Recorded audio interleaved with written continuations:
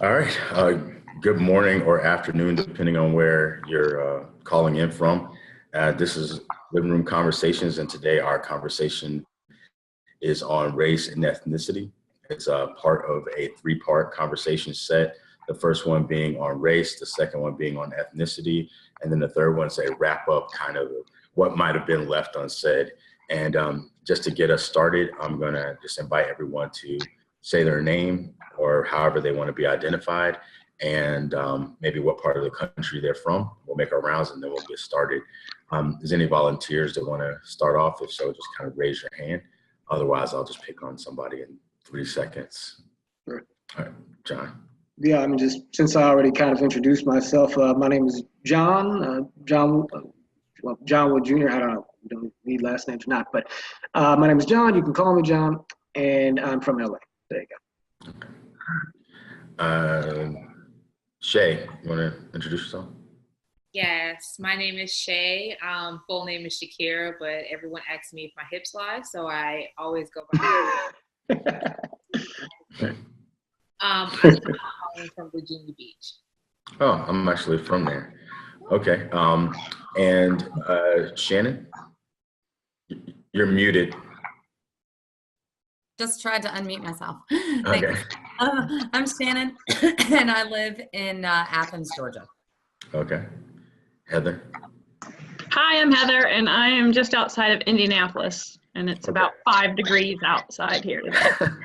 Yeah, my name's Pedro. I'm in Colorado, and it's probably 4 degrees here. Zero a little earlier, -2 before that. What part of Colorado? I'm in Lafayette. Yep. Okay. So we can get started. I'm just going to go through the introduction to the conversation set. If you want to mute yourself during this portion, feel free, and then we'll unmute as we start to get into the conversation.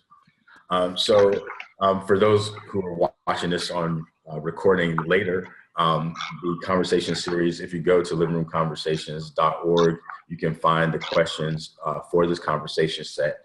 And we would encourage you to check it out. And if you don't know much about Living Room Conversations, it's pretty much an open source platform for people to have conversations across difficult subjects. So with regard to the conversation on race and ethnicity, the introduction says the expressed American ideal is the creation of a society that is fair and has opportunity for all, regardless of individual or group identity. Even as we work to build a nation that reflects those ideals, there are challenges to living into its fullest expression. This conversation series is an opportunity to explore our varied experiences of race and ethnicity in the American context. Where are we and what do we aspire to for ourselves and our communities? And I'll just give a little bit of background. There's some common definitions if you have the conversation guide in front of you, right underneath background information. There's a little bit of definitions, and for race, it says in the American context, race and ethnicity are complex terms that are often used interchangeably.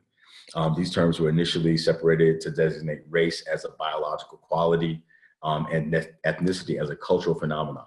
For the purposes of deeper exploration, these guides make deliberate distinctions between these two identifiers. And for this part one in the series, we'll focus on race as it's commonly defined. And if you're looking, you might see some of those common definitions. If you don't have them, I can go through them. I'll go through a couple. One is a grouping of humans based on shared physical or social qualities into categories generally viewed as distinct by society.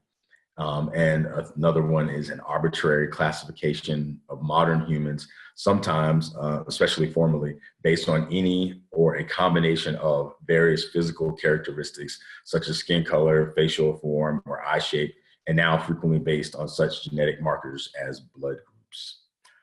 So that's just to give us a little bit of context. And if you have any questions as we get into the conversation, we can talk about it or your own ways of viewing it. And to start us off, the first question that we'll get into is what interested you or drew you into the conversation? And you can jump in popcorn style just as you feel comfortable speaking. Well, I was asked to participate. I participated in a living room conversation um, panel before, and I sort of do a lot of work and dialogue and so forth. But I mean, as to the subject itself, race and ethnicity, and contemplating the social implications of those things and how they affect myself personally and have affected me personally. It's always just been an intimate subject for me. And so, I'm always interested in the chance to kind of achieve greater clarity and to learn from other people's experiences to sort of round out my own understanding of myself and the country we live in. So I just think it's a productive thing to do if you come at it with the right sort of spirit and attitude. Thanks. Yep. Anyone else as you feel led to speak? I met Joan Blades, who's one of the co-founders of Living Room Conversations, a few weeks ago, and she was just telling me all about Living Room Conversations and what it's all about. And as we started talking, she said, "Hey, you should jump in and be a part of this." So I've always racial tensions have always been something that has saddened me, and the older I get, the more I recognize I don't know, like my unknowing contribution to kind of allowing that to just things to just stay the same rather than like I think I used to feel like, well, if I'm not actively being racist or whatever, then I'm not then I'm doing all right. But the older I get and the more I kind of see how I don't know, there's a lot of stuff that's hidden, and I just feel like people kind of gone into the shadows about racial tensions because it's an uncomfortable thing to talk about, and I love the thought of just gathering to discuss things that are hard to talk about and things that I think have been just swept under the rug and kind of called progress. But I don't think that, I don't know, sometimes I think we haven't made as much progress as we think we have.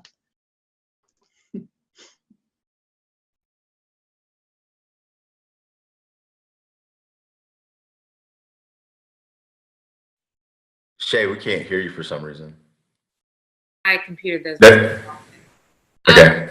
For me, I grew up with a father who is an African linguist. And so I had to kind of, I guess I was conditioned to kind of think about words from the majority of the time their historical perspective, which is in sense called the milieu.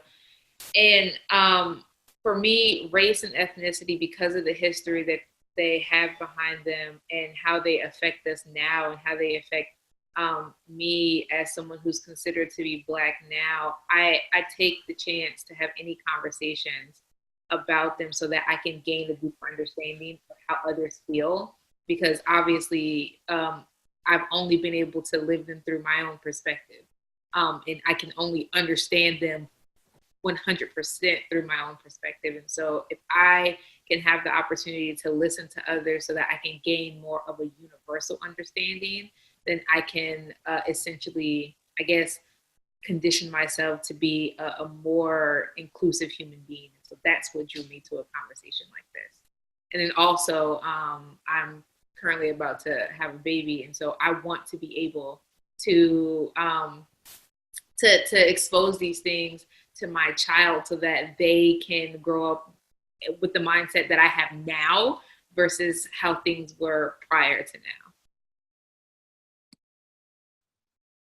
And Shannon? Congratulations. Yeah.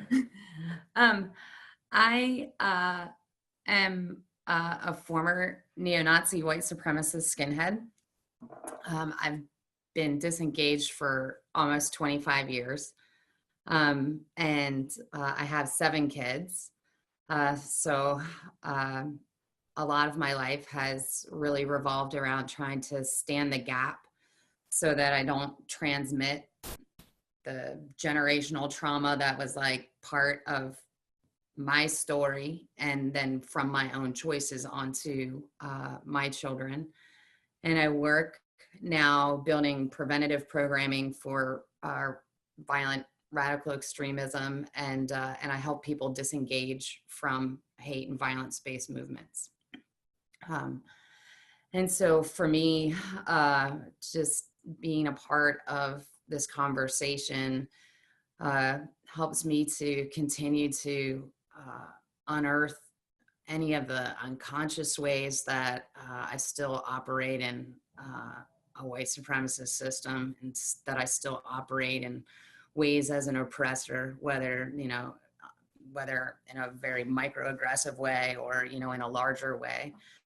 And I really appreciate gaining understanding and vocabulary and being challenged, and really having to reflectively look at myself and the way that that I am in the world, and the way that how I am affects the greater community, and also just to learn and to learn where other people are at and what their thoughts are. And you know, part of it is a personal challenge for me to continue to grow, and the other part is to gain words to more effectively help people either not go into violence-based extremist movements, or to help them to disengage as, you know, as they can come to understand that some of what they think around the ideas of race and ethnicity is not really accurate. Wow, thank you. Thanks for sharing. So I guess just hearing your story, I'll kind of jump off and use a story to illustrate my interest as well. I grew up in the South, and I lived in a neighborhood, and the neighborhood was an all Black neighborhood, but because of some kind of zoning, I lived on the first street that would end up going to a school that was mostly white, whereas before I was going to a school that was all Black. I don't even think I remembered a person that wasn't Black except for some teachers. And then because of the street I lived on, which was like one street away from my cousin, I ended up going to a different school, and I was going to end up being with white kids. And it didn't mean anything to me. I didn't have any thoughts about it at all. But then when my grandmother was put me on the bus, she said, Pedro, when you get to school, tell white people that you're Portuguese so they'll treat you better. And I didn't even know what that, I mean, I knew what that meant because I knew my dad was Portuguese in terms of citizenship, even though he's still part of the diaspora as well. And I was like, what, like, why'd you say that? And she was just like, well, I just don't want them to mess with you, so just tell them you're Portuguese. And then I just, without any thoughts, just from a child mind, I said, well, if I have to tell somebody I'm something so they'll treat me better, I just don't want to be friends with them anyway. And that was kind of like my introduction into this kind of like polarity and like, and that distinction between race and ethnicity, because if I didn't say anything about it at all, then no one would think anything, you know. But my grandmother was making a distinction that I would get treated differently just by not being considered a Black American. So I was still wouldn't have made me not Black, but just not being considered a Black American, perhaps that would have people treat me differently. And along the course of my life, I've seen that happen many times, because a person would treat me one way, and then I'll say my name, and then they'll go, "Oh, Pedro, where's that from?" And then I'll say, "Well, my dad's Portuguese," but I don't say it about myself because I don't consider myself that. And then I would hear them introduce me as their Portuguese friend, and I'd be like, "Why'd you just say that?" Because I'm not Portuguese. I was born in the United States. I'm American anyway. And so from there, so the opportunity to have a conversation that actually addresses the distinctions and the subtleties in the way people sometimes use ethnicity to either draw themselves away from a perceived idea that's in society, or to pull themselves into something, is something that's curious for me. So thanks to everybody for saying their reasons why they were drawn into the conversation. So next questions, round one, is our core values. And I think all of you have those in front of you. For people who are listening and or watching this later and have never participated in a living room conversation, we have a few questions. We ask the people to answer one or more of those following questions. Does anyone in our chat right now want to read off those questions? I'll read them. Okay. Okay. What sense of purpose, mission, or duty guides you in your life? What would your best friend say about who you are? And what are your hopes and concerns for your community and or the country? So as we feel comfortable, we can just answer one or more of those questions.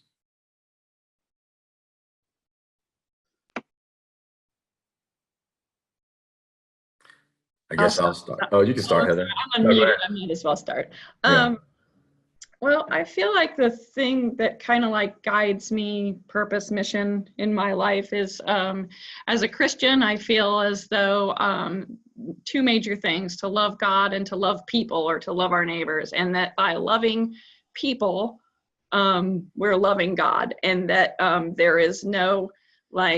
there are no limits on who he is asking us to love, that it's not just the people that we're comfortable with or the people that we like or the people that don't piss us off, but that is to love everybody. And so I try to center most all that I do around that kind of mission.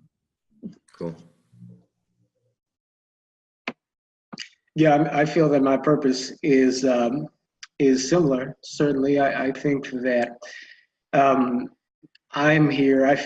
I'm a person of faith too, and I feel that I'm here to, first of all, love others as I love myself, and I think that I have some opportunity or obligation to sort of help show people how it is that there is kind of a common human essence that exists between us, across the lines of our, colored differences or ethnic or even political and religious differences, that there is value in human experience and human perspective, even when it's couched in disagreements or different ways of seeing the world.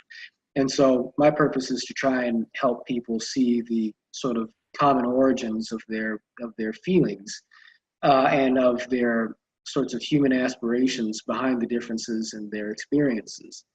And, to be the best person that I can be in kind of modeling sort of how one can go about being available to learning from people with different points of view in precisely that way. So that's how I'd say it.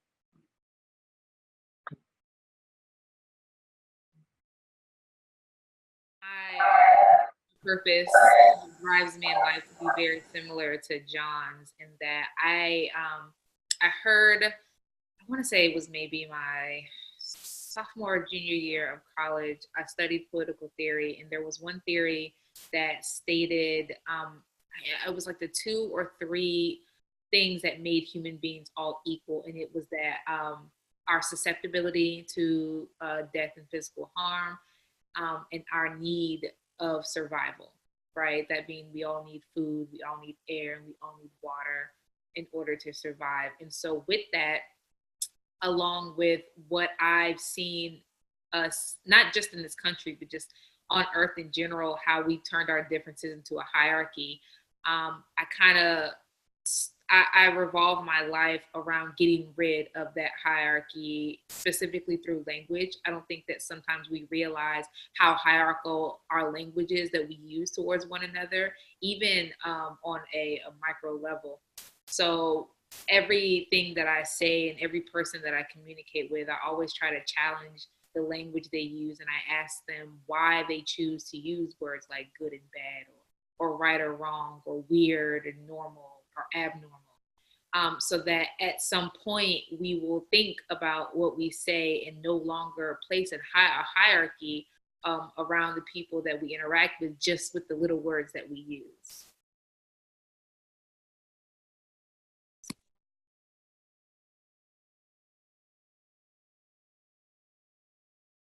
Go ahead, Shannon. Oh, you go. You go. Okay. I think I'll go with what would my best friend say about who I am and what inspires me. Um, I would think that my best friends would say, I can think of a few people, so I won't just say like one best friend, but the people who know me would just say Pedro is Pedro.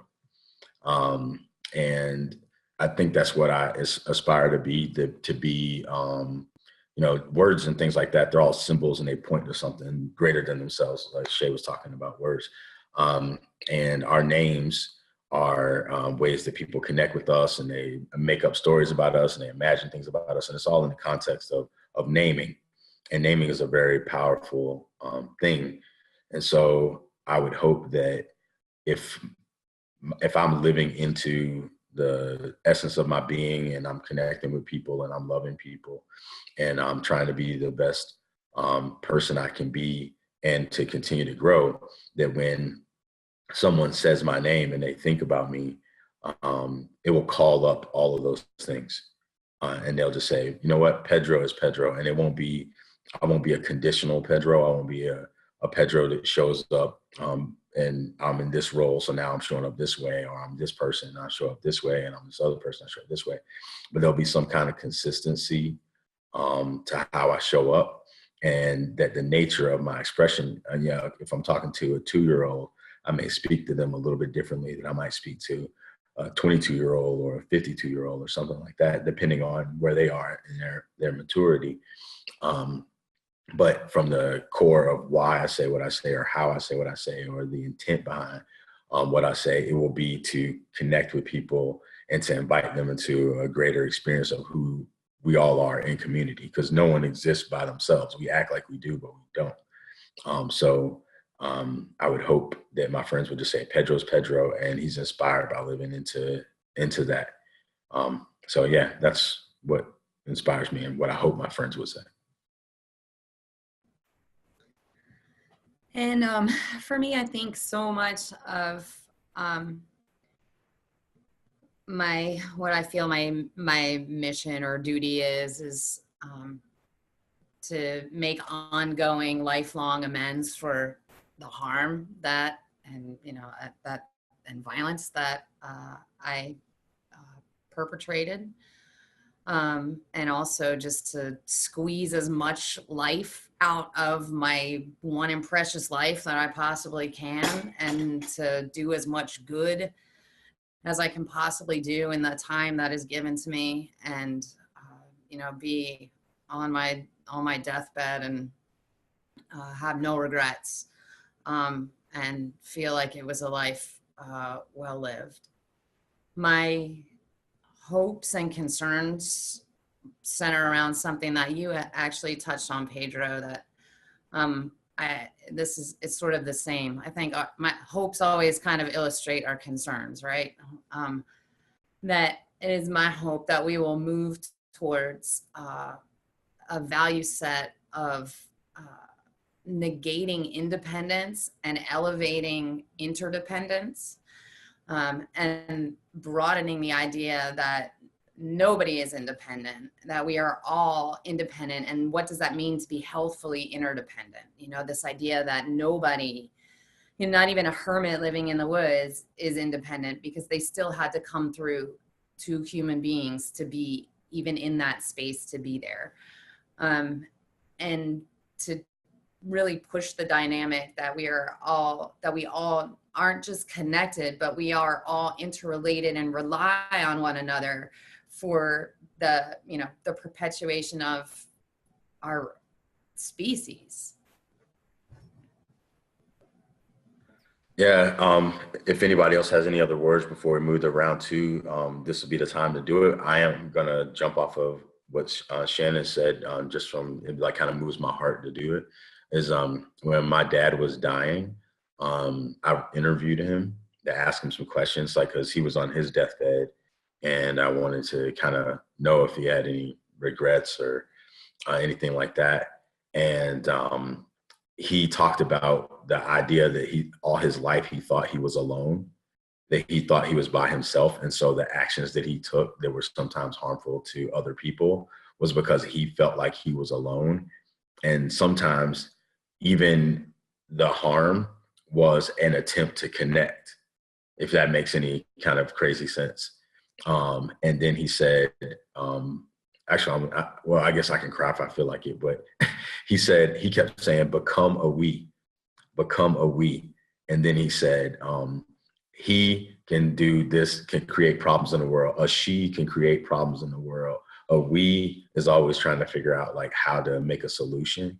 But when we're independent and we don't realize it, we cause harm. When we realize that he didn't use the word interdependent, but when we realize we're interdependent, we can do some good.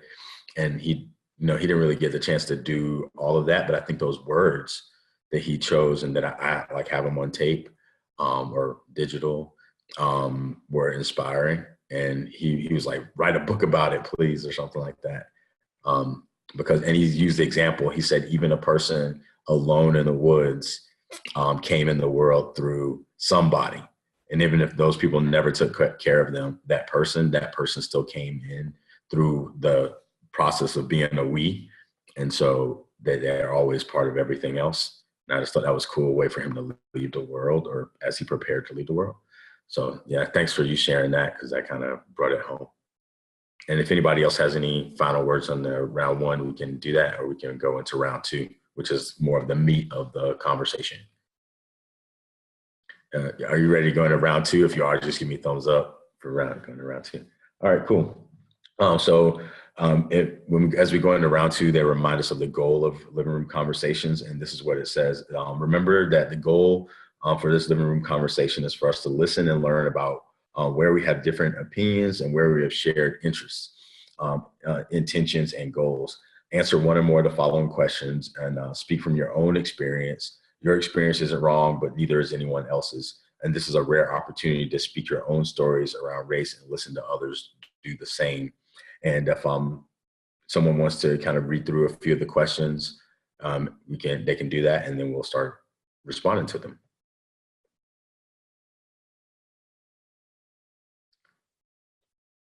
Yep, can't hear you, Shay. Okay. Okay. I'll go ahead and read through these.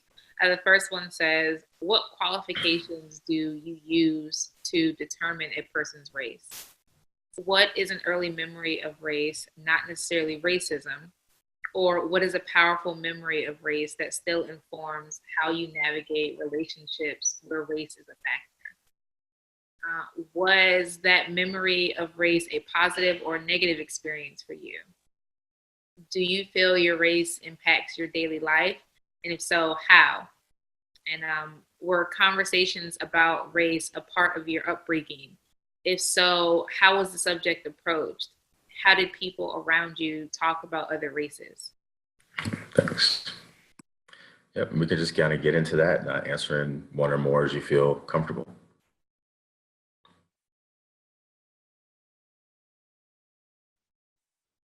Okay, so I grew up in Lafayette, Indiana in the 70s and 80s were my childhood. And at that time, it was pretty white bread where I came from. And I just remember early on just feeling uncomfortable with this kind of this across the board attitude that people who were not white were if not just different, they were less than. And it wasn't always, obviously spelled out, but it was almost like this understanding. And I remember pretty early on being really kind of really angry when people would approach me and they would either tell a racist joke or they would make a racist comment and just assume that because my skin color was the same as theirs, that I would find it amusing or funny, or that I agreed with them, that I held this same mindset as them. And that has always angered me and has kind of followed me through my life. And now that I'm 48 years old, I'm still surprised when I encounter someone who has that same kind of attitude and just assumes because I'm a white person that I hold that same attitude, and that kind of infuriates me. And so talking about conversations about race, being a part of my upbringing, and this is so embarrassing. I had relatives that took pride in teaching my family, me and my brother, all of the racial slurs for all different races and ethnicities. So by the time I was in second grade, I knew all of the derogatory terms to call each person that looked different than me. And it was presented to me in it was funny. It was very amusing, and it was a joke, and that's oh, you need to learn these things. And I don't know, that just kind of horrifies me, that, and it maddens me that someone who I know and love and who created me would perpetuate that and be proud of it, and so then I still get surprised today in this day and age when I hear my children's friends saying awful, inappropriate things, and I'm thinking, oh, well, of course, because these things they're just so easily passed down, and if we don't put our foot down and say no, this is not okay, then it just easily it just perpetuates. Yeah. So yeah, I could say a whole lot more, but I'm gonna stop right there.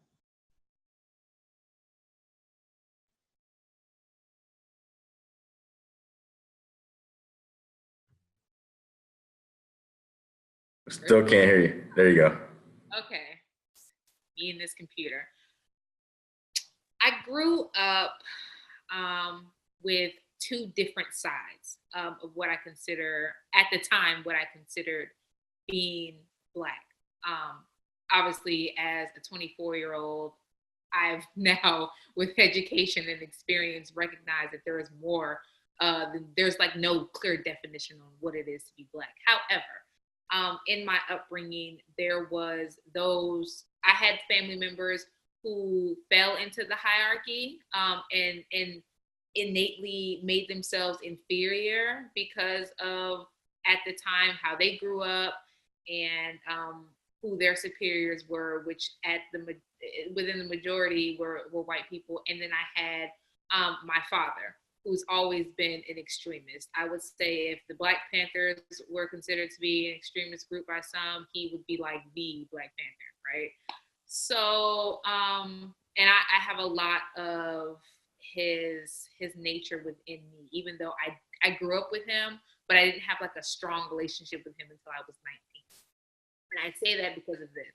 My mother, who I grew up with, primarily was in the military, and she enlisted. She didn't go in as an officer, and so the majority of her superiors were white. And then I had my father, who I knew was kind of extreme, but he was not in my life as much, but I still have his blood inside of me. So I'm in 7th grade, and at the time I'm living in El Paso, Texas, which at the time there was a small white population, a large Mexican population, and then you had a good sized African American population because of Fort Bliss. The military brought a lot of Blacks to El Paso. So I'm in 7th grade. I play a lot of sports. A lot of people know me. I'm very social. And there are other Black kids. So racial slurs were not necessarily a thing that was thrown around. People made their jokes, especially, about Mexican culture, about Black culture, and about other cultures. But, we're just kids. I'm in class one day, and I'm having a conversation with my friends, and there's a Mexican boy that's sitting in a completely different table, and he interjects himself into our conversation. And for some reason, he decides to tell me to go back outside and redo my suntan, because apparently I did it wrong the first time. I was too dark to him. And so naturally, for some reason, I don't know what possessed me to do it, I just turned around and I smacked him on the back of the head in the hardest manner. To the point where every other conversation in the classroom, it stopped, and everyone was looking at us. And so I felt justified in what I did. Surprisingly, the administration felt that I was justified in what I did. I only received about 2 days in ISS, and even that in-school suspension was just me having to take my work. And after I was done, I was on my phone. I'm talking to the people who are running ISS. It was a huge deal because I had put my hands on another student, but it was not a huge deal because they felt that while I could have handled it a different way, I was right to be angry. That was not the case when I got home. My Black mother, I assumed was supposed to be on my side, and even at the age of 13, I'm only in 7th grade. I've always had like that strong mindset. I've always been able to articulate myself the best way I could at whatever point in time. And so when I expressed to her why I did what I did, she not only made me quit the basketball team because she felt that I was wrong for what I did, but she said that they are the majority in this area. You cannot go around just putting your hands on the majority. They have the power. And so at that point, I then realized that how I look comes with a hierarchy. Who I am, what I look like, and the culture that I'm a part of comes with a hierarchy. And even though now as an adult, I can recognize that my mother was only reacting in the way that her militarized mind was conditioned to react, right? She could never do something like that to her superiors. And so because her superiors were white and at that time, Mexican as well, it was like I needed to be inferior. I needed to suppress my anger. I could not express that. As a Black girl, those were things that I did not need to be doing.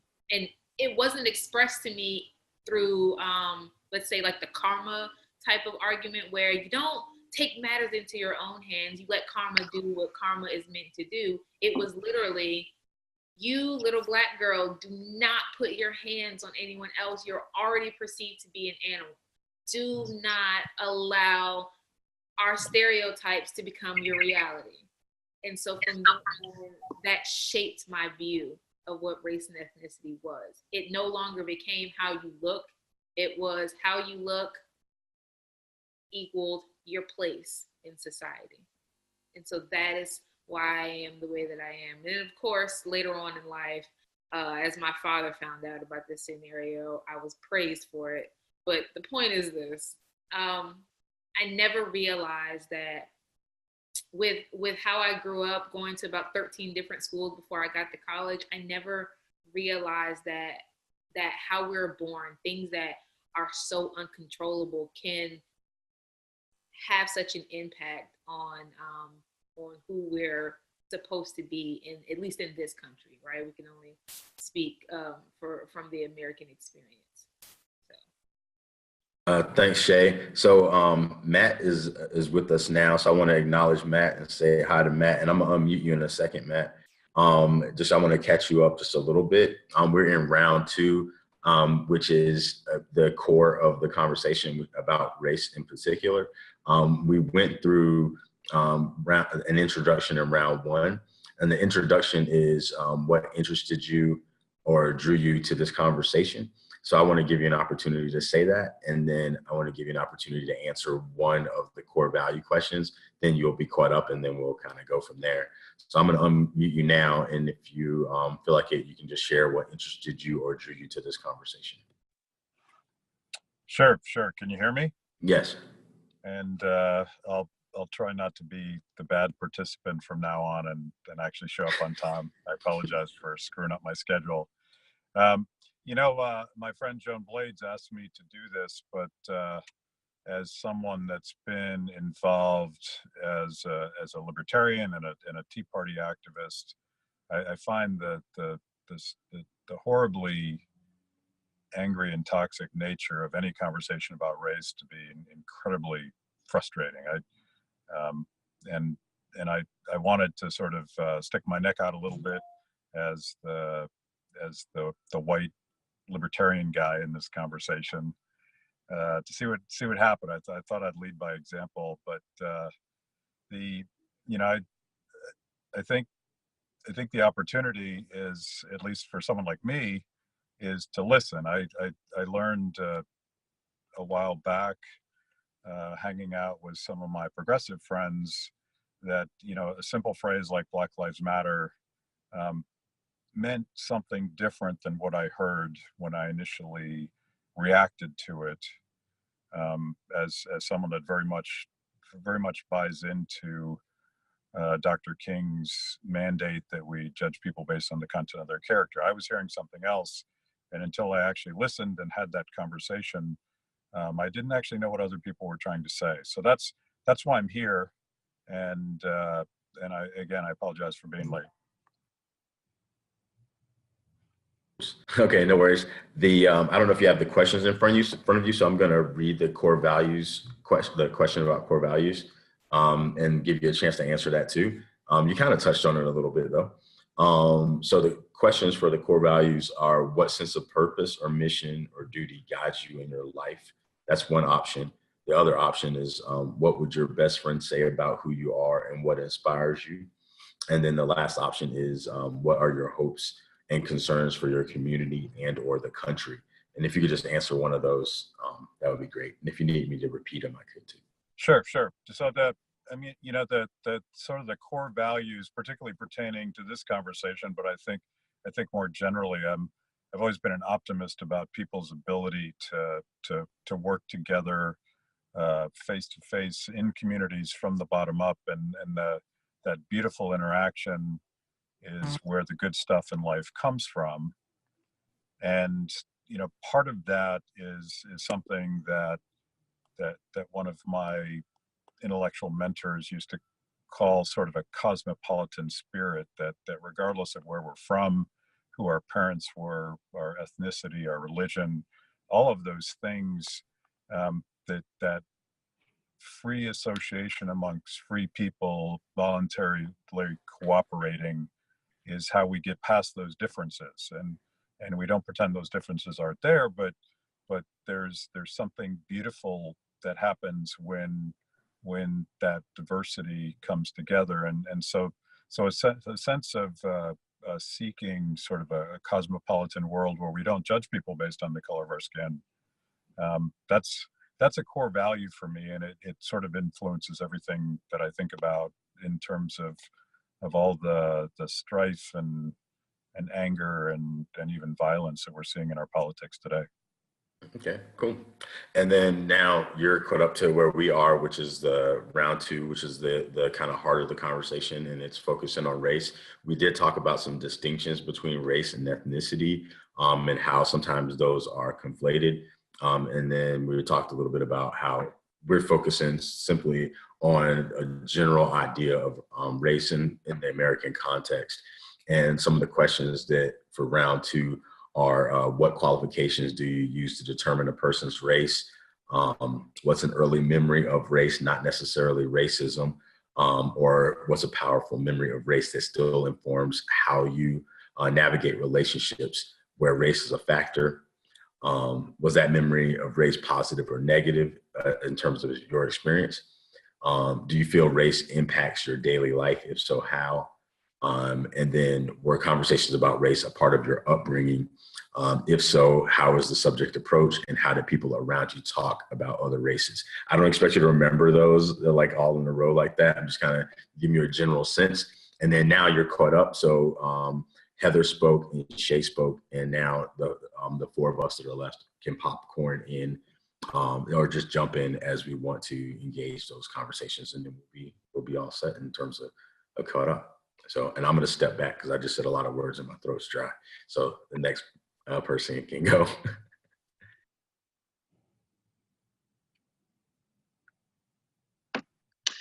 Well, I'm happy to share a couple of memories from my upbringing, earlier part of my life, which sort of shines a light a little bit on my relationship to race. So I come from a biracial and multicultural family, and I was raised in a multicultural community, and I had a lot of socioeconomic diversity in my extended family as well. So my mother is African American, she's Black, she's from inner city LA.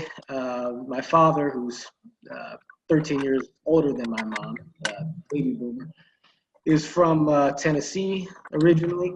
My dad is politically conservative. My mom is politically liberal. I sort of like what Shay was saying. I'm definitely used to having different versions of, Black identity, I guess, on the Black side of my family, obviously. And but many of and so we've got wealthier and middle class Black relatives, but most of them are from sort of inner city poor environments. And growing up, I can remember, in my native house, us living in kind of a middle class, multicultural area. And on weekends, I'd go and hang out with my cousins and my aunts and uncles who, on my mom's side, who lived in inner city LA, outside of Watts and Inglewood, poor areas and so forth. And over holidays, I can remember going to visit my father's parents, my family in San Diego, and my grandparents in particular. They lived in, my grandpa was a big figure in the record business back in the 50s and whatnot. And they lived in a home a home in La Jolla, California, which is a very affluent coastal community. They've both recently passed, but they lived in a house right down the street from Mitt Romney's house, the one that he used to get, the one with the car elevator that he used to get criticized for during the 2012 campaign and whatnot. And so I grew up kind of going back and forth with this sort of radical environmental shift from like poor Black, families, inner city areas on the one hand, to wealthy white relatives and affluent communities on the other, and day to day growing up in this kind of multicultural middle class sort of center and so forth. I could talk for a lot longer about sort of how my parents met, my family background and so forth, because race is woven all through it. But I can remember being really little, and one thing I did notice from early on was the fact that most of the kids I saw were more or less the same color as their parents. But in my case, my mom was Black, my dad was white, and I was somewhere, me and my brother were somewhere in between, right? At least, in terms of shade and complexion, right? My dad is probably, Matt and Heather and Shannon's color, and my mom's a little darker than Shay and Pedro, you two. And so I asked my dad on one occasion, I was probably 5 years old. I said, Dad, Mom is Black, right? And he said, yes. And I said, you're white, right? He said, yes. And I said, so what does that make me? And he looked at me for a second. He said, well, John, can't you tell? And I was like, no.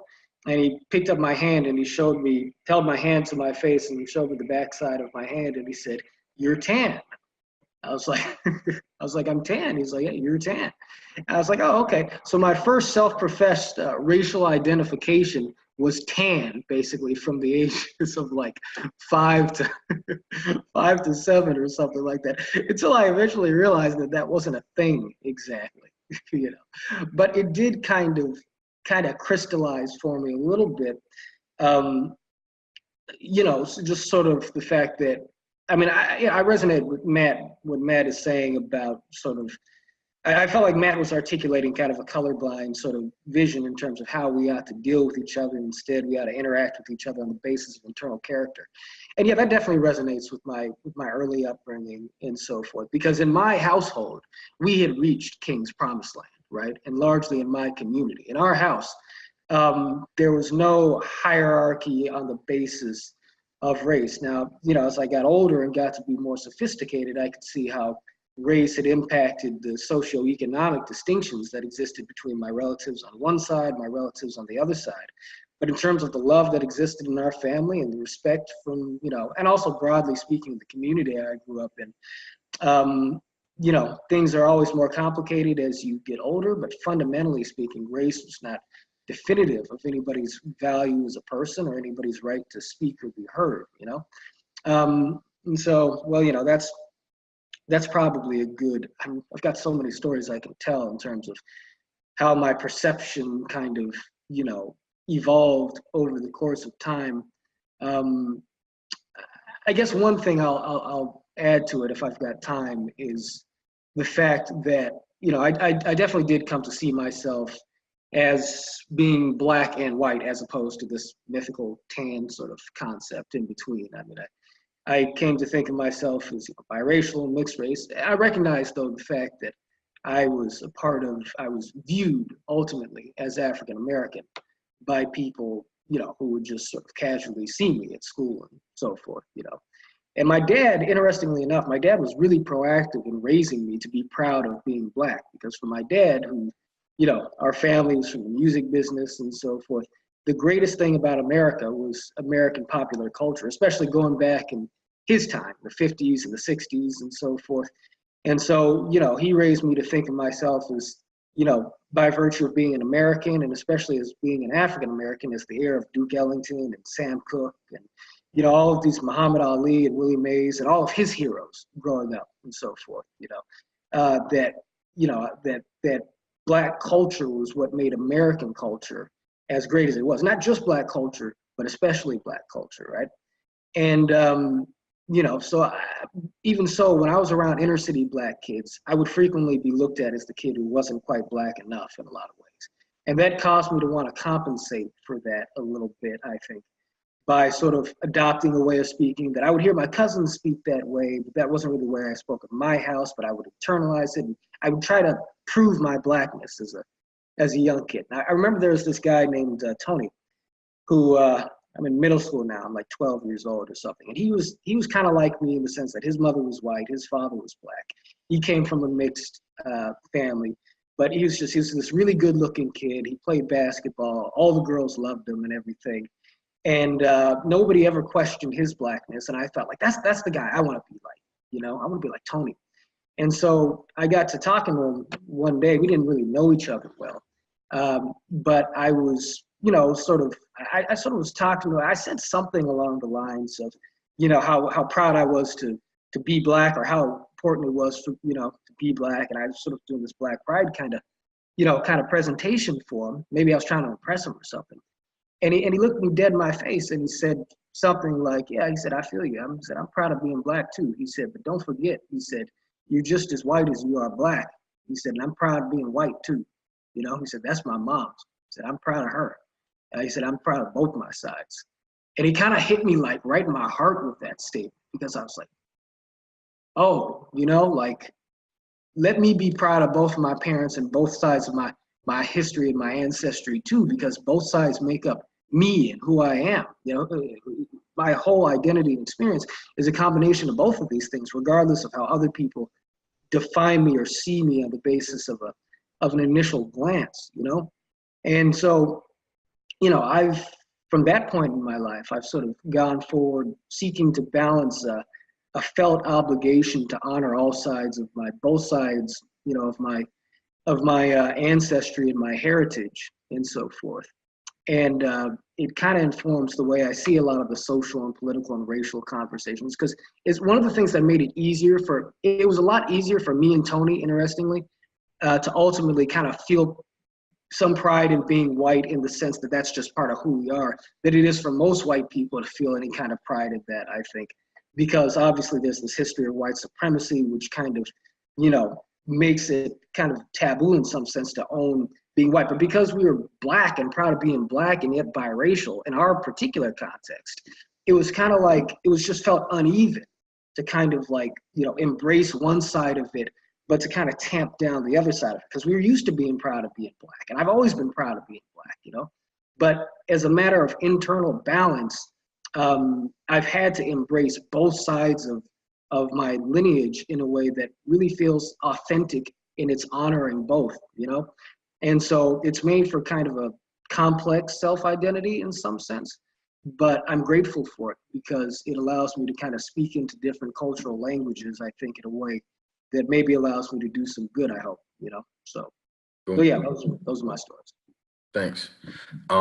So Shannon or Matt, one of you want to jump in on that? And then, yeah, you want to go, Shannon? Oh, okay. I guess I'm going. I was like, you can go, Matt. Probably My first experience of being sort of awakened to race was in school, and I had a teacher for 4th and 5th grade, Mrs. Carter, um, and she was a very vibrant Black woman, and was determined that we would, this was 35 years ago or something, and she was determined that we would celebrate Black History Month appropriately, and we all had to do reports and do oral presentations and present on historical Black American figures. And I really, up until that point, the neighborhood that we lived in, my memory looking back was that my school and my neighborhood was actually pretty integrated. But when I've looked back at my like class photos, there's only like 2 or 3 people of color in every class photo that's there. So my memory is not an accurate portrayal of what the actual racial makeup was of the neighborhood that I grew up in. But I hung out with everybody. So I didn't really have a conception of us being different. And like, I listened to breakdance music and was in like a breakdance group, and like, it just, that I didn't think about us being different until I had this teacher in 4th and then again in 5th grade, and and was sort of challenged on the idea of, delving to like Black America. Throughout my childhood, the only real conversations we never really had conversations about difficult topics really at all. And so the only mention of race would be in like a derogatory way, where it was sort of like the acceptable middle class racism, where it was like, you can make a racist joke, or you could talk about declining property values in your grandparents' neighborhood if a particular, ethnicity or race of people were moving in. But we didn't have there was no language around race, and we didn't even really, we didn't have any conversations about it at all. Other than my mom was actually a big like Civil War history buff, and so there was, that there was talk of slavery and stuff like that was going on, but it wasn't in any sort of informed or bigger way. That it was really limited to the historical context of slavery, without sort of delving any deeper into that. I'm looking at, and I don't, my, like, that first experience of really being like, this is race or whatever, it wasn't a positive or a negative experience for me. Like, it was just sort of, a middle of the road thing. Like, I don't think I really like elevated my consciousness or whatever. When I was 11, we ended up moving from just outside of Philadelphia to southern Michigan.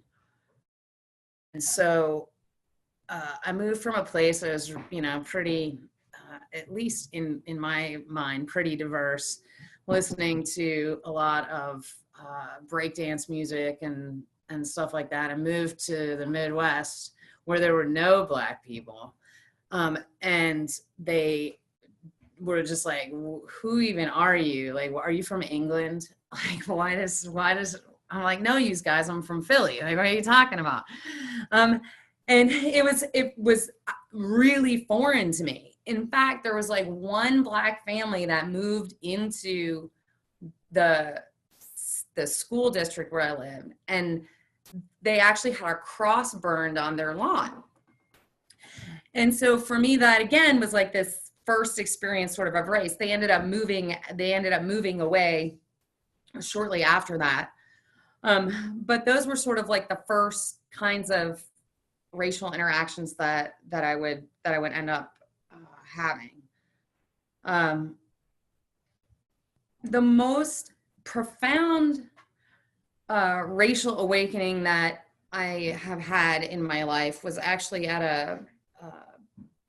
relatively recently. It was just like a couple years ago, and I was at a training for a reflective structured dialogue racial justice facilitator training, where we went around much like this, and there was like a guided conversation, and this Black woman was talking about her children, and that one of her sons was really free-spirited, and that she felt the need every time before he left the house to remind him, like, hey man, don't be too much you out there. Like, you can be all the way you in our house and be your lively, crazy self, but you got to be careful of being too you when you go out, because people aren't going to understand. They can misinterpret your intentions.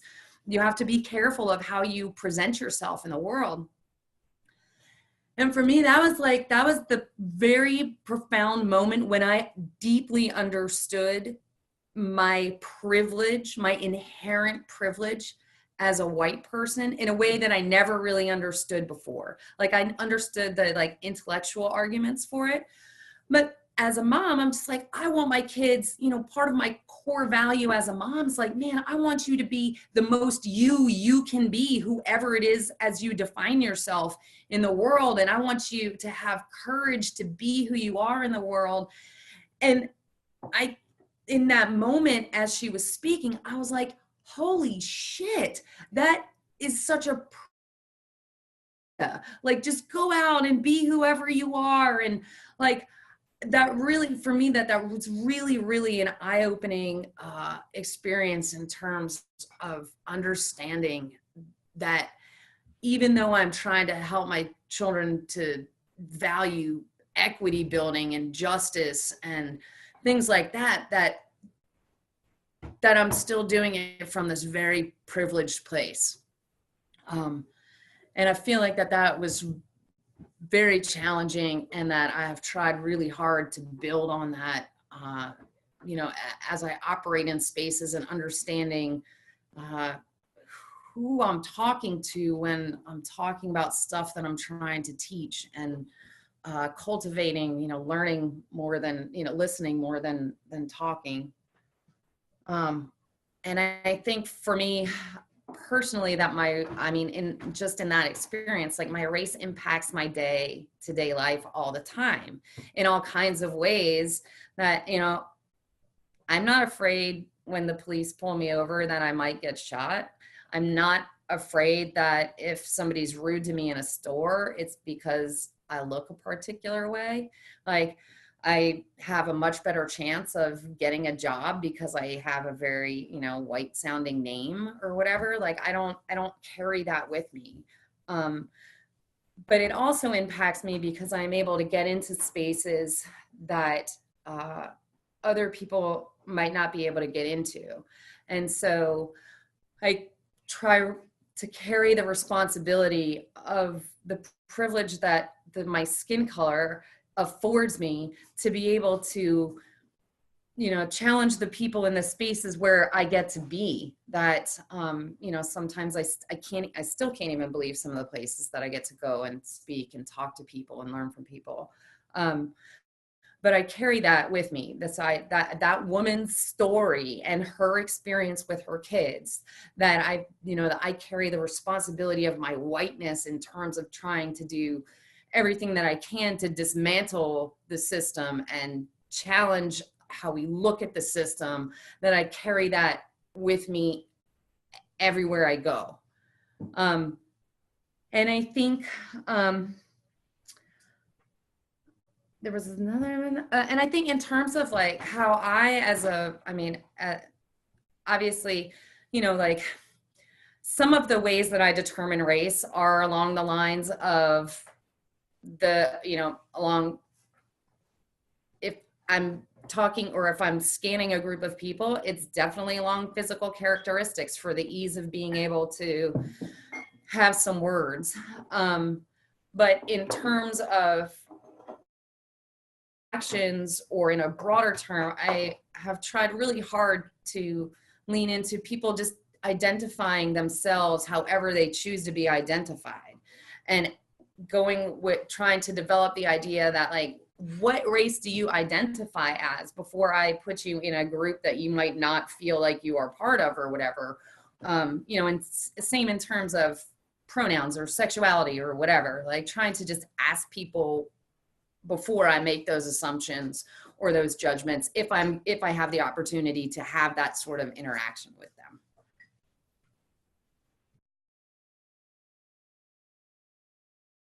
So I'm going to let Matt jump in, and whether, I don't know if you need the questions or not, or if you just feel something from what you heard, but you can just jump in on me. So yeah, you can just jump in, Matt.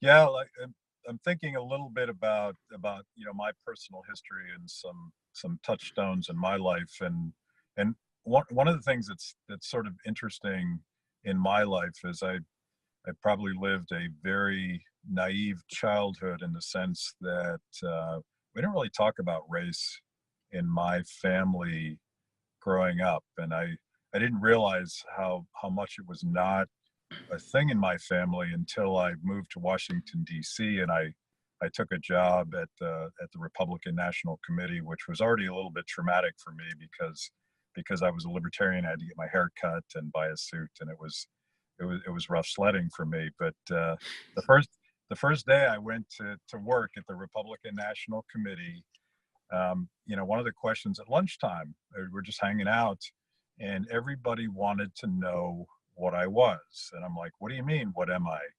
And they wanted to know where I was from. They wanted to know where my grandparents were from. They wanted to know my ethnicity.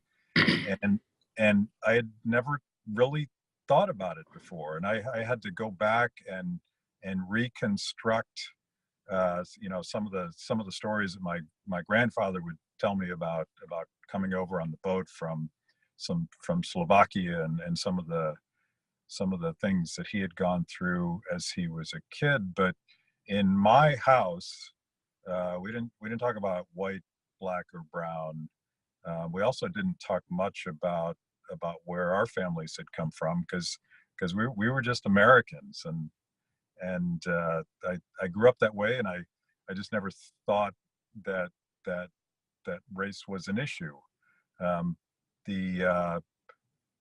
What's interesting about that is that my dad was working in Detroit when Martin Luther King was shot. And at that time, and again, I had to go back and think about my childhood in the context of conversations that I was having as a community organizer and a Tea Party leader much later. And we were in Detroit, right outside of Detroit, when Martin Luther King was shot. And it's fascinating to me that I don't remember even then having conversations about race.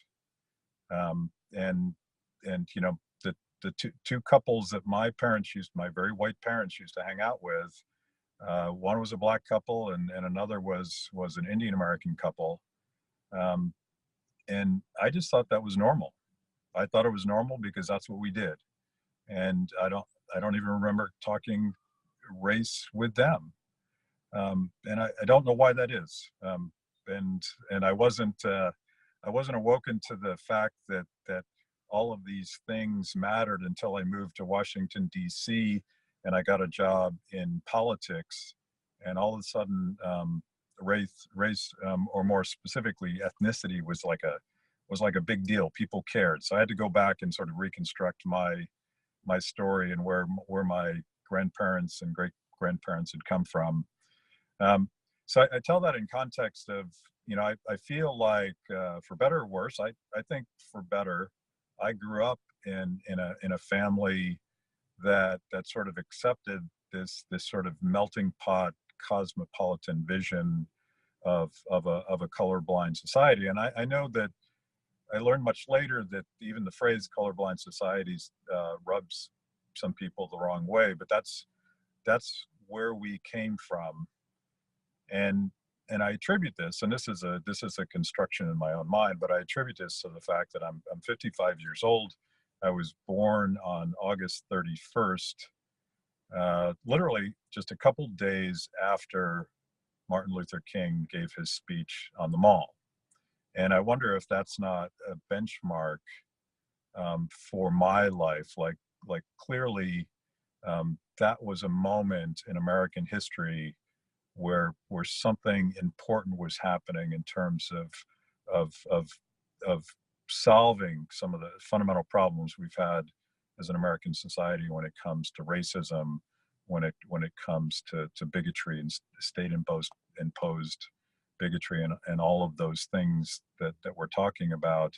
You know, I'd like to think that post Martin Luther King's speech, the conversation that we're having as Americans of all colors is different than it was before that day.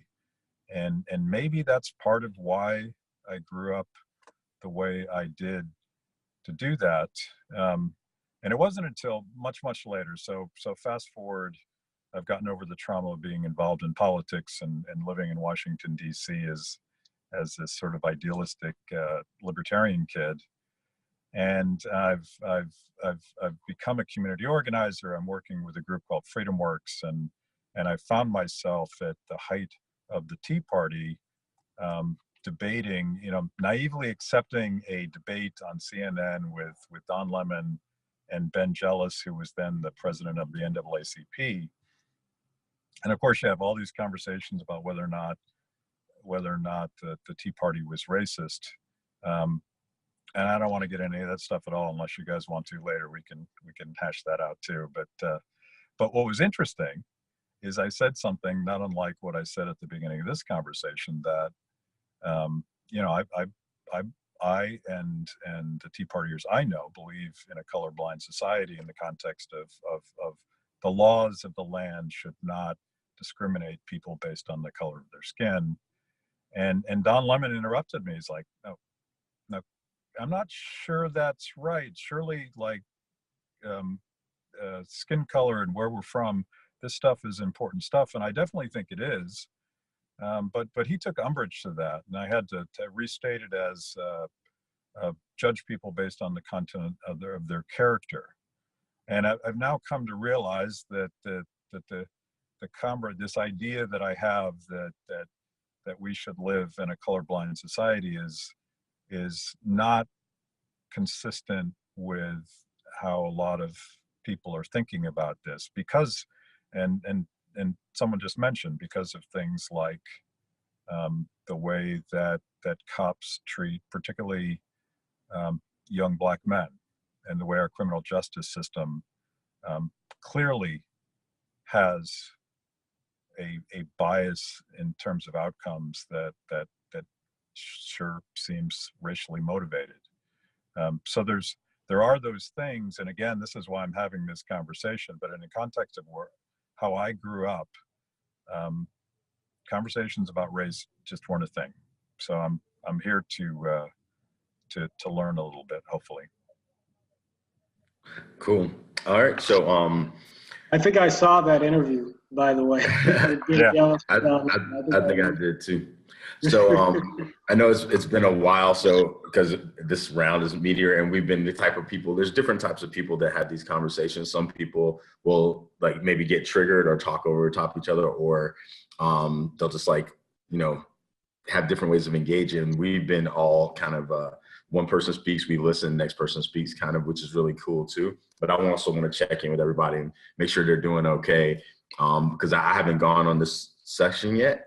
But I want to also check in with you guys to make sure that you're all good. If you are, give me a thumbs up. If you feel like you got to say something. Okay, cool. So with me, since I had the benefit of hearing everybody before I spoke, I was able to say, oh, that reminds me of this and that reminds me of that. So what I'm going to say is going to probably pop off of some of the things that I heard from all of you.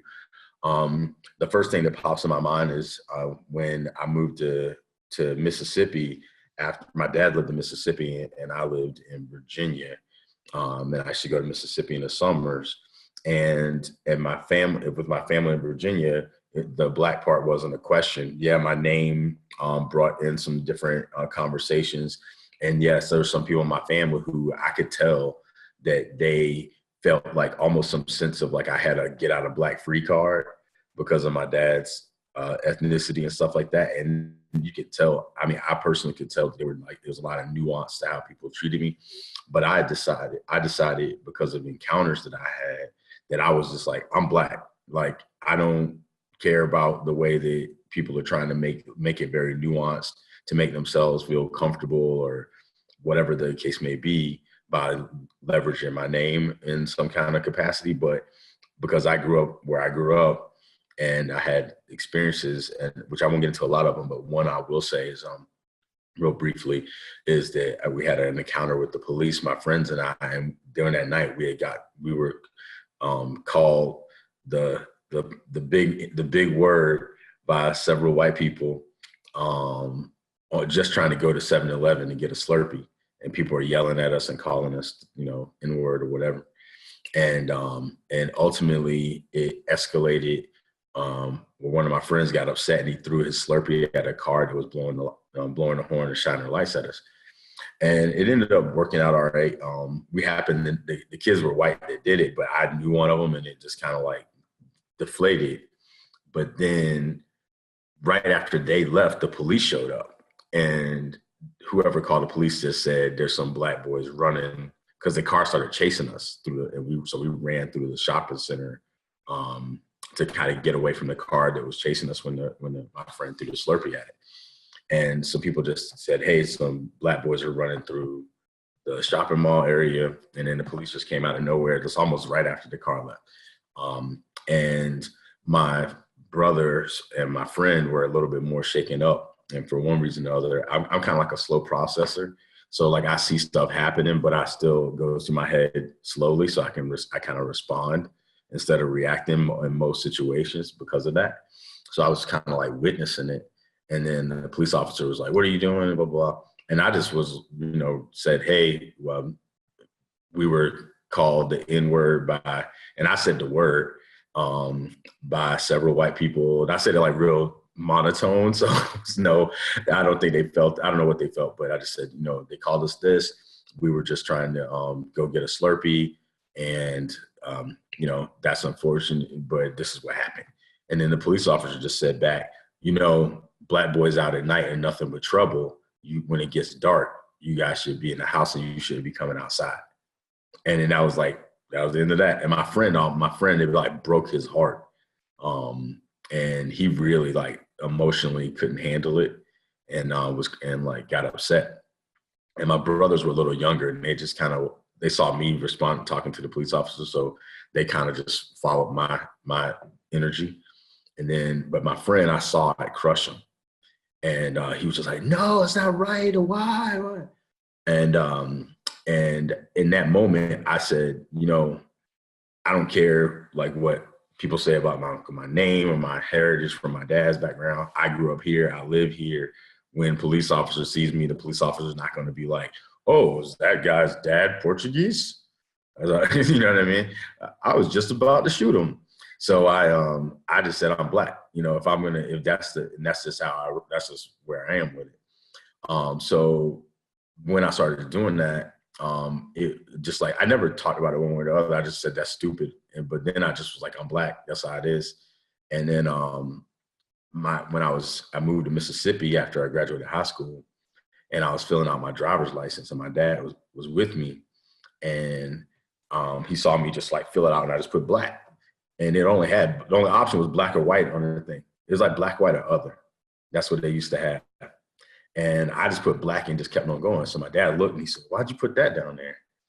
And I said, what do you mean? And he said, why'd you just write black on it? And I was like, dude, what are you talking about? And then he was like, I mean, when I applied for my license, the only options were black or white. And I put white because I'm Portuguese, that I'm not considered black here. So I just put white. And I said, and then he was like, so you're my son. And I was like, you know, I don't know what you think. I'm not going to put white, and I don't even know what other is supposed to be. So I'm not going to put other. And so that was like our interaction. And then my cousins on my dad's side were like, why are you always trying to be black all the time? And I was like, I am black. And I didn't grow up with them. You know, I saw them in the summer times and when we went to my dad's country together. But there was this whole notion. So I just like, for me, I believe in, like, to me, equality is not like an option. You know, like, I don't need anybody's permission to be equal. Just like I'm alive, I breathe air, I'm equal. That's the end of that story. And I feel the same way for everyone else.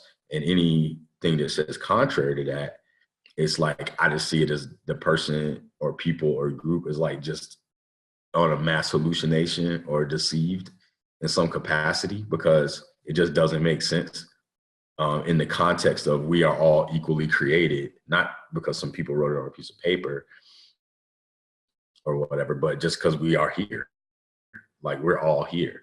And so the denial of the presence of people in any capacity is a denial of our own reality, because we, like Shannon said before, we're interdependent. So it's like, if I try to imagine a world where everybody's just like me, it's just a waste of energy, because it's not reality anyway.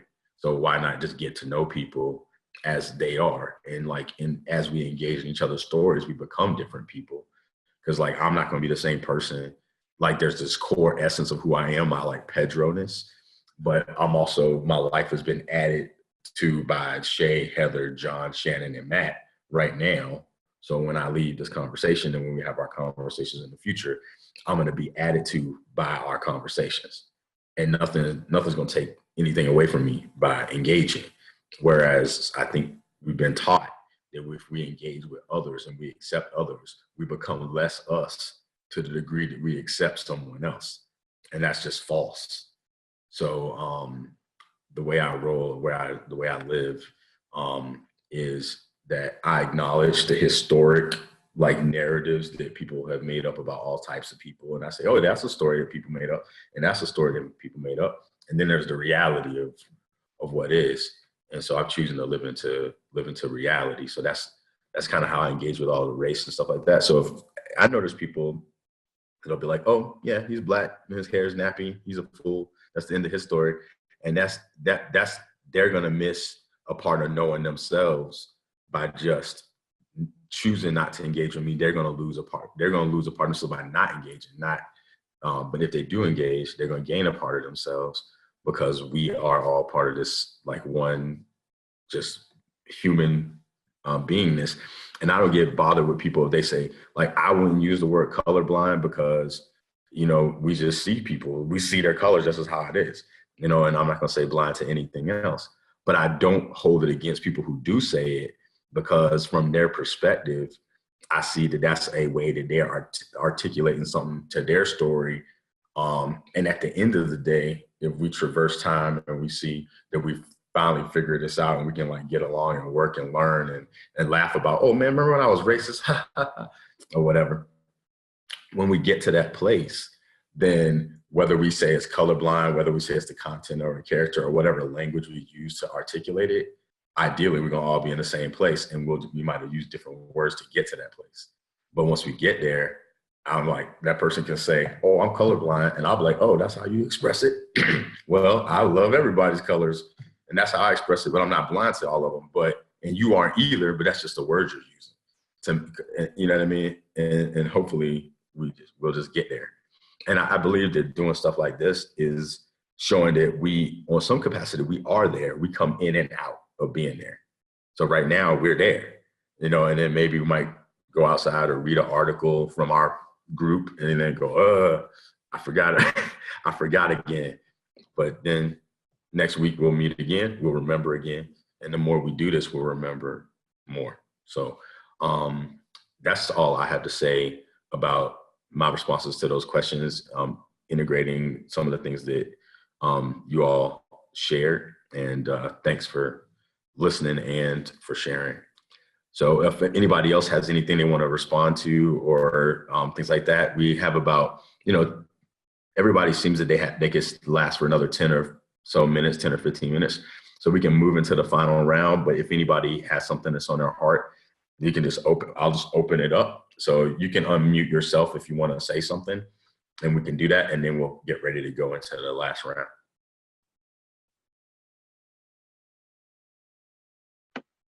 I just appreciate what you said, man. A lot of that really resonated, you know. Awesome.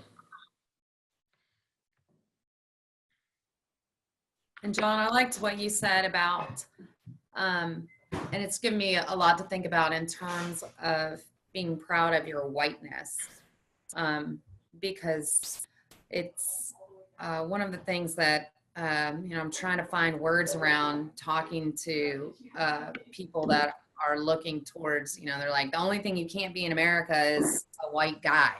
And the only thing you're not allowed to be proud of in America is being a white dude.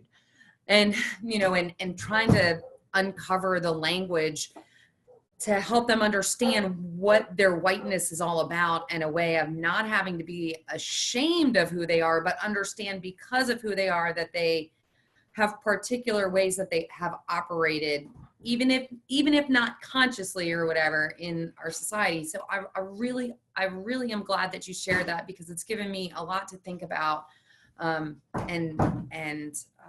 to mull over. So thank you very much for sharing that.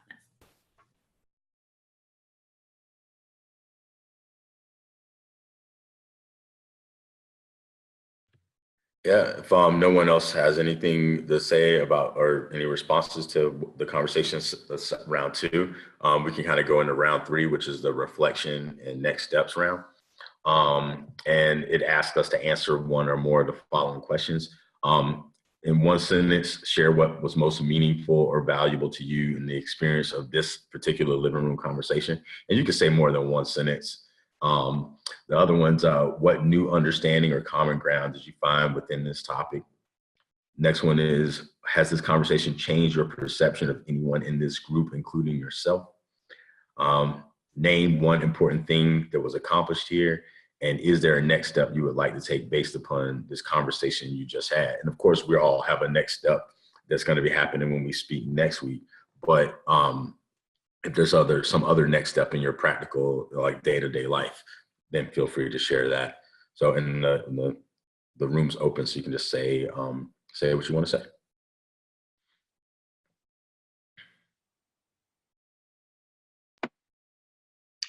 Well, it's kind of hard to answer any of that in just one sentence, but You got to use more.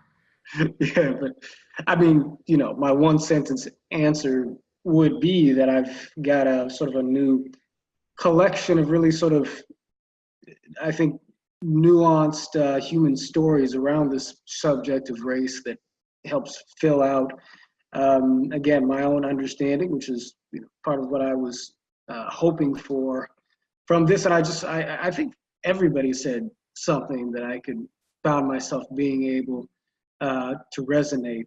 Shay was sort of the shades of Black identity, sort of being caught between the, you know, the militant on the one hand and the perhaps, you know, the side of Black selfhood that stresses diplomatic assimilation on the other. I mean, that resonates with me. Shannon's points on the difficulty of white self-identity in the context of an understanding of white privilege, but also sort of a societal, what can feel like a societal condemnation of whiteness and a cultural level. I understand.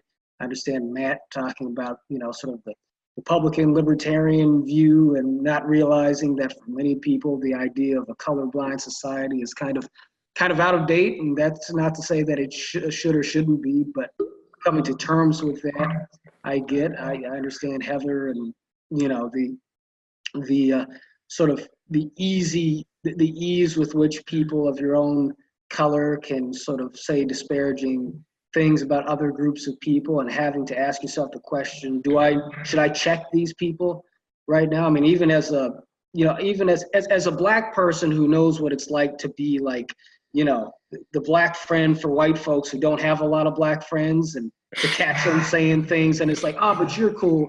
And it's like, you know what, man, I know you think that's a compliment, but I kind of got a problem with that, you know? all of this complexity, like, you know, I get it, but hearing you guys give your own personal testimonies around it, and Pedro, you and your dynamic with your father, I could tell you like almost the exact same story for me and my dad at a certain time. It's just amazing how much we are reflections of one another. So that's my long run-on sentence answer to that question. Exclamation point. Yeah. Oh, yeah, go ahead, Matt. Yeah, so like I guess part of my privilege is, and when I fill out a government form, I'm always able to check the Caucasian box, and there's always a Caucasian box. But I like the potential metaphor, and I hope we explore it more.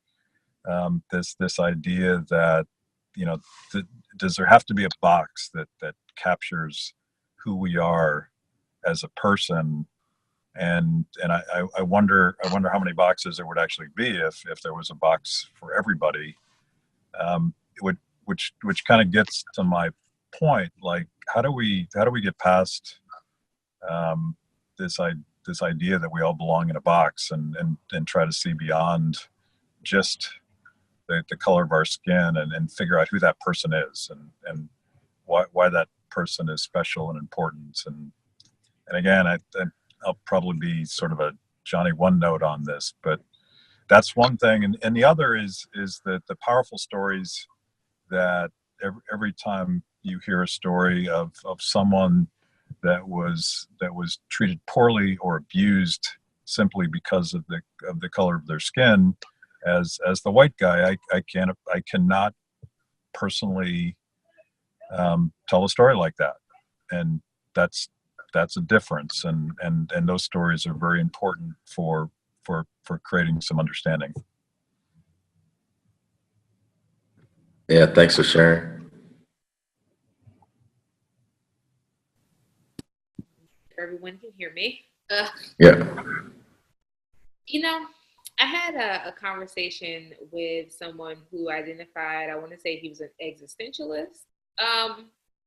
In 2017, I believe. And I brought the idea to him that I don't think race should be a concept that we accept in this country or just in the world anymore. And he looked at me, he said, "What? What do you mean? We can't just get rid of race like it's a thing." And I said, "Well, it is, but it doesn't have to be, because the same way and in the same fashion that we made it up, we can unmake it up, right? Because it's not actually a thing. If you really do your research on the results of the Spanish Inquisition, race was not defined as categories. It was just either whoever is, you had people who were white, and then everyone else that was not white was black. There was not, they did not leave, those people that created race did not leave a foundation for us to identify different types of races. And that's why you have people that often mix up race and ethnicity, and you have people that have ethnicities and they call them races, and so forth and so on. And so it's just like, with that kind of foundation on this concept, this conversation solidifies my want to no longer identify or even recognize race as a concept. It can be a part of history. It's always going to be a part of history no matter what, but to actively recognize it as a form of identity, I wish in this country and around the world that we could just get to a point where we no longer do that. And I would rather talk to someone and say, "Hi, where are you from?" "Oh, I'm from LA." "Oh, cool. You're a Californian." "Or where are you from?" I'm from Boulder." "Oh, cool. You're a Coloradian." So this conversation, how difficult it was, and how our differences kind of like show that, and the difficulty around this subject, because of how difficult it is to identify, because it really does not have a definition. It just solidifies why I want to get rid of it in general. Outside of the hierarchy within it, it's not an actual thing, but because of how history has played out, we've kind of been raised in it, and now we're stuck at this point where we have these identities, but they're not real identities because they're not defined. So what do we do? Yeah, I hear you on that. Heather or Shannon, you want to say something?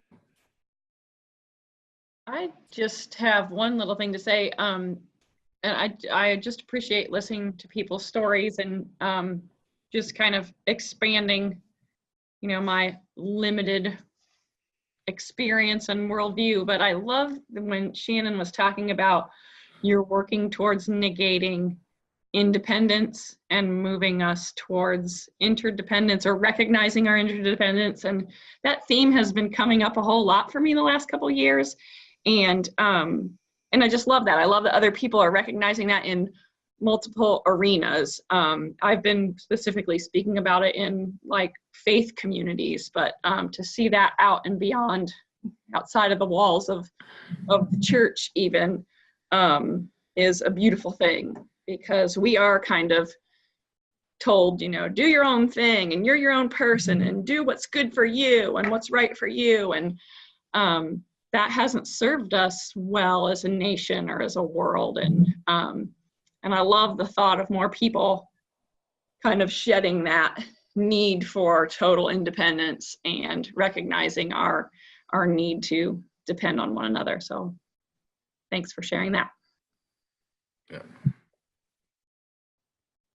I just want to say thank you to all of you for choosing to make yourselves vulnerable and share your stories and speak your truths while we've been here. Thank you for doing that.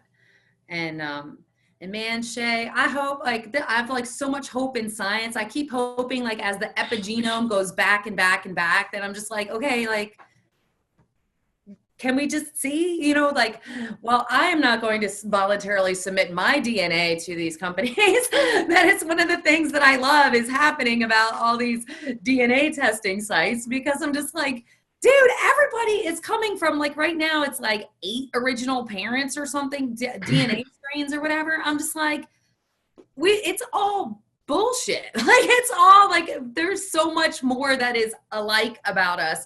There's definitely more that's alike about us genetically than there is different about us. Mm-hmm. And so how do we operate inside of that reality, that when